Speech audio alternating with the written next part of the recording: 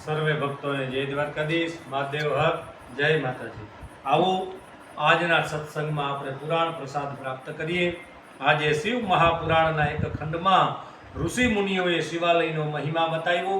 ઋષિ મુનિઓ કહેવા લાગ્યા કે પ્રાતઃકાળ, મધ્યાહન એટલે કે બપોરે અને સંધ્યા સમયે મહાદેવ શિવજી મહારાજના દર્શન કરવાથી મેરુ પર્વત સમાન જો કોઈ સોનાનું દાન કરે એટલું ફળ ખાલી શિવાલયના દર્શન કરવાથી પ્રાપ્ત થાય। 3 સમય દર્શન કરવાથી આટલો પુણ્ય પ્રાપ્ત થાય છે। આવો દર્શનનો મહિમા બતાવ્યો। સવારમાં ન જવાય તો બપોરે, બપોરે ન જવાય તો સંધ્યા સમયે અથવા રાત્રે, ગમે તે સમયે મહાદેવના એક વખત દર્શન કરવા જરૂર જવું જોઈએ। કારણ કે છેલ્લે તો મહાદેવ જ આપણું કલ્યાણ કરશે। માણસ તો ક્યાં સુધી, છેલ્લે તો આ જીવ શિવમાં જ ભળી જશે। આમ પણ આત્મકલ્યાણથી મોટું કાર્ય આ જગતમાં એકેય નથી।